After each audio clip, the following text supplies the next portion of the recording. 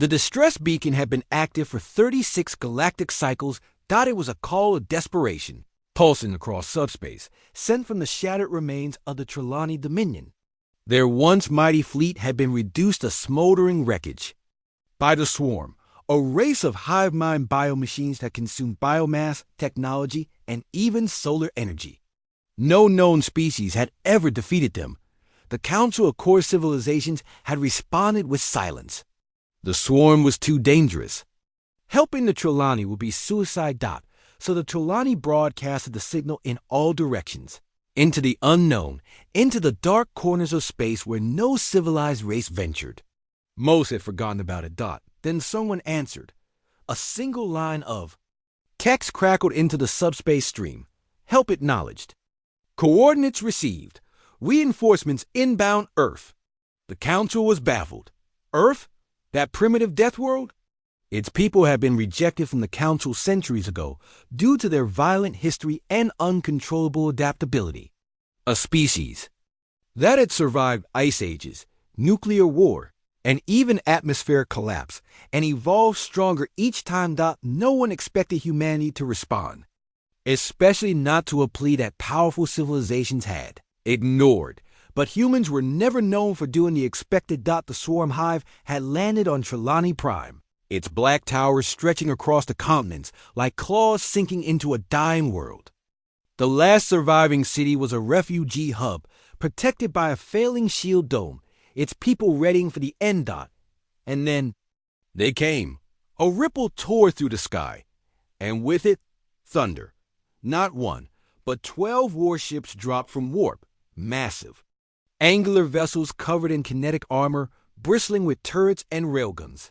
They bore a crude symbol painted by hand, a human skull inside a flaming star. The Trelawney watched in awe as drop pods launched from the ships, slamming into the ground like meteors. Out of them emerged the monsters of legend. Humans.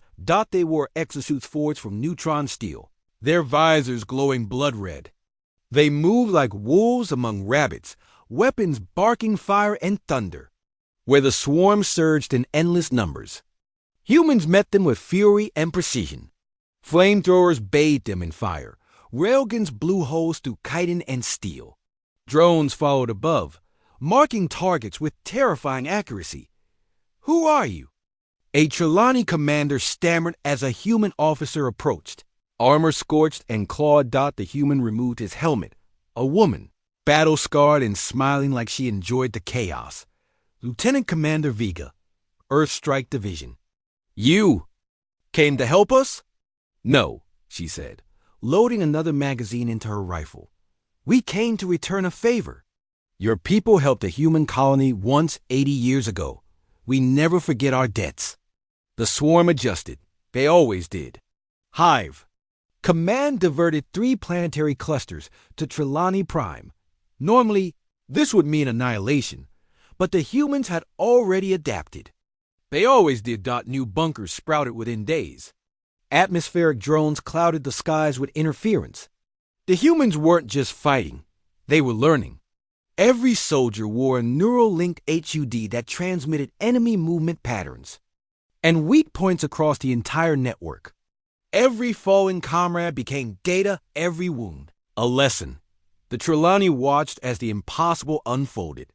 The humans began to win.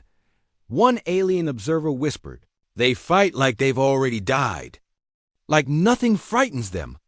A senior Trelawney medic replied, "That's because everything on their world tried to kill them, and failed." 2 weeks into the campaign, Vega stood atop a ridge overlooking a burning Swarm hive. Her armor was cracked, her arms slick with green blood. Beside her stood Rowlick, a Trelawney war engineer. "We could not hold them," he said, voice heavy with awe. "But we didn't come to hold," Vega interrupted. "We came to end this." As if on cue, a signal pulsed across the human fleet. Extinction protocol activated. The humans began targeting swarm-birthing nodes, the core of their replication.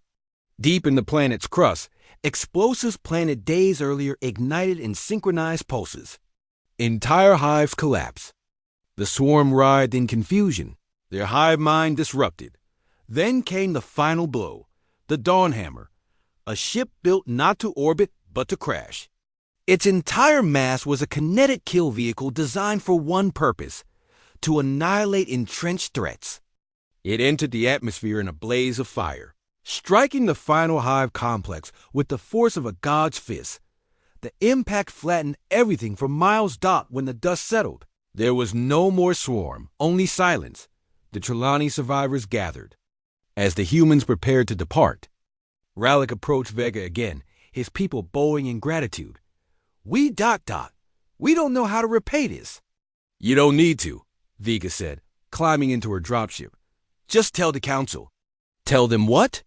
She looked back with a smirk. That when you cry for help, be careful who answers.